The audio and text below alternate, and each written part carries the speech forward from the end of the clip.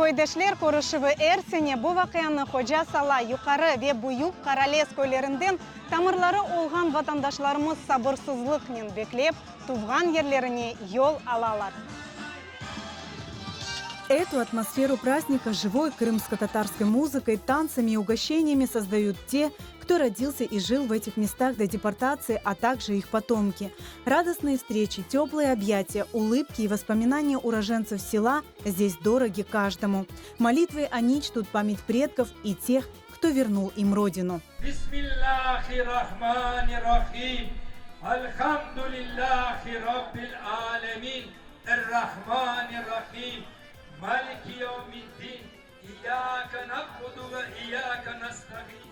В этом году на встречу односельчан со всех уголков Крыма возле живописного озера у подножья горы Мангуб собралось более 100 человек. Koydeşler görüşü bizde babamalar daha sağıydı. 90 senelerin sonlarında başlandı. Ondan belli biz hareket edemiz, devam etmeye diye.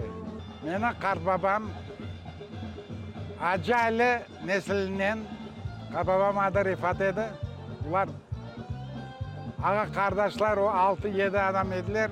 Şu yukarı Karalez'de doğdular. Çok yıllardan belli. Kitap 2010 senesi bizim ağamız Cafer Ağa Emiraliyev abi yukarı Karalezler kitabını çıkargan edi. Bunda bütün koyunu, ne mahalleleri, yaşayan korandalar, yukarı Karalez, Balaban koyamagan. 123 koranda olgan. Bunda sürgün olunganda. Abi Hoca Sala'da 13 koranda yaşayken.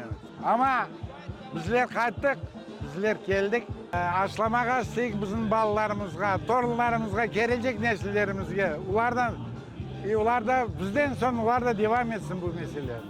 Каждый год на встречу односельчан спешит 96-летний Энвер Асанов, один из старейших уроженцев Юкары Каралеза, который помнит родное село до депортации.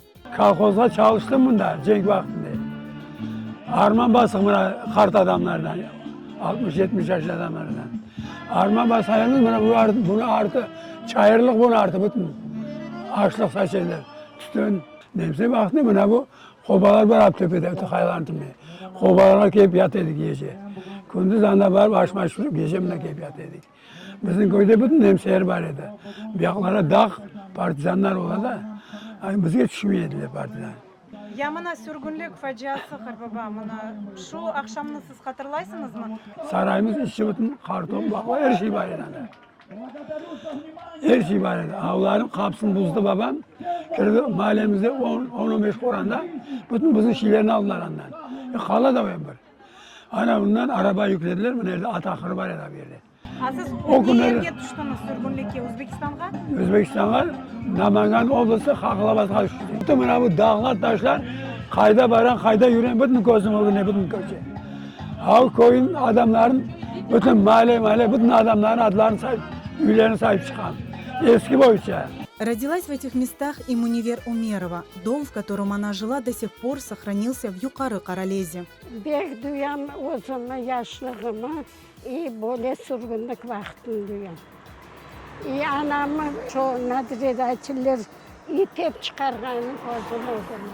Evden, mahallesinde 3 balayla çıktı. Babam vefat etti 40. senesi. Ben 6 yaşına bala uğradım sürgünlükte. Bütün milletten beraber Çinabat degen yerge düştük. Ancaşan oblast Çinabat'ta. O yerge düştük ana o kolxozda. Bek yaramay usloviya verdiler. Tavuk kumesinin yanına bir hanecik verdiler. Prosto o kumes edi o da. Ana o kumeste toban toşup, tapkan şeyçiklerimizin toşup, o nemede biz devam ettik yaşayışımızı. Выходцы из Юкары Каралез признаются, что эти встречи – большая радость для них. Увидеть близких и друзей, с которыми им пришлось многое пройти, вспомнить прошлое и поделиться своими переживаниями. Ямына сіз бөлек bu tedbirlerге, koydeşler koruşuuna kelgende ne duyasınız? Men anam duyam çok sevgi bizim vatandaşlarga, koydeşlerge, vatanга büyük sevgi. Babam Abdurrahim İbrahimoğlu Mollalardan, anam Huriye İbrahim kızı Mazlumler'den.